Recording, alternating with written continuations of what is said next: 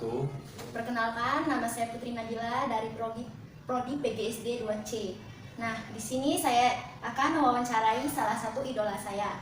Dia adalah seorang PNS muda dari lulusan IPDN, Institut Pemerintah Dalam Negeri. Baiklah, di sini saya sudah bersama orang yang ingin saya wawancarai. Baik, nama kakak siapa kak? Nama saya Muhammad Irfan. Umur kakak berapa? Saya lahir tanggal 29 Juni 1998, berarti sekarang 25 tahun. Ya. Kakak berasal dari mana dan tinggal di mana sekarang? Saat ini kakak tinggal di Bandar Lampung dan asalnya juga dari Bandar Lampung di Kedaton. Ya. Sekarang kakak bekerja di mana kak? Saat ini saya bekerja di Inspektorat Daerah Kabupaten Waikanan, agak jauh dari ibu kota Lampung, berbatasan dengan provinsi lain. Ya, jauh ya kak.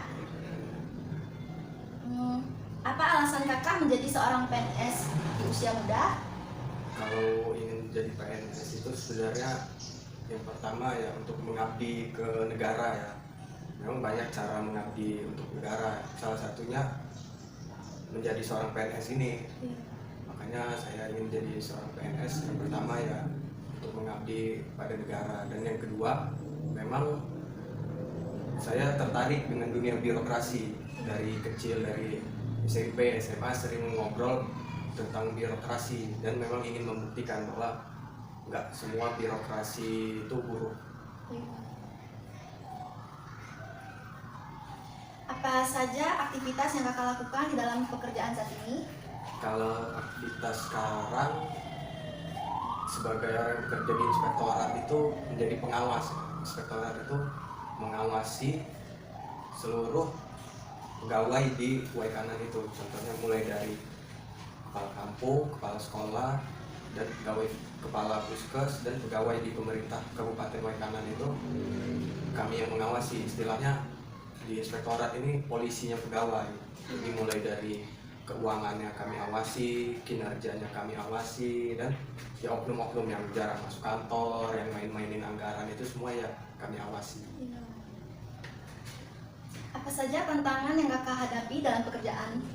Kalau tantangan sih ya banyak ya, namanya kita bekerja dan kita turun ke lapangan itu bertemu dengan orang banyak. Banyak orang, banyak juga sifatnya, macam-macam lah sifatnya. Ya seperti kita turun mengaudit di kantor kepala kampung, mulai dari pembangunannya dan lain-lain, kita bertemu orang banyak dengan sifat-sifat yang berbeda. Ya seminimal mungkin kami menyesuaikan lah agar tidak terjadi benturan di lapangan. Apa yang memotivasikan kakak menjadi PNS di usia muda? Ya, yang memotivasi itu yang pertama keluarga ya, orang tua. Jadi gimana caranya saya itu berpikir kita di usia muda itu udah bisa berdiri sendiri, nggak bergantung lagi dengan orang tua. Kita bisa memenuhi kebutuhan hidup kita di usia muda itu dengan biaya sendiri tanpa minta lagi dengan orang tua.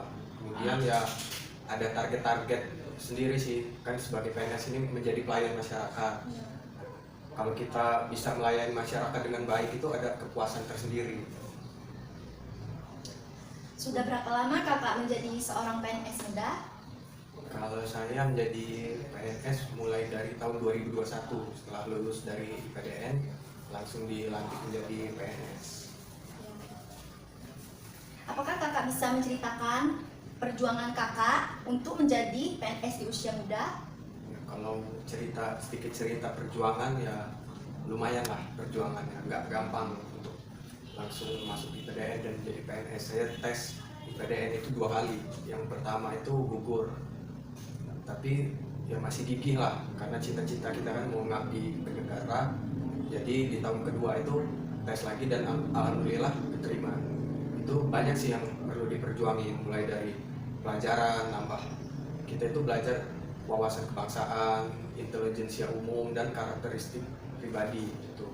Selanjutnya itu kita perjuangin juga soal fisik kita, mulai dari lari, push up, segala macam itu kita latih, dan kita juga harus check up tuh ada nggak sih penyakit-penyakit di organ tubuh kita ini. Jadi ya kalau mau masuk itu minimal 1 tahun sebelumnya udah kita persiapin lah. Menurut kakak, bagaimana agar seseorang dapat menginspirasikan orang lain? Kalau menurut saya sih, kita bisa menginspirasi orang lain itu banyak hal, mulai dari hal-hal kecil. Yang pertama itu dari sikap kita, nggak usah dulu pencapaian kita yang lain lah.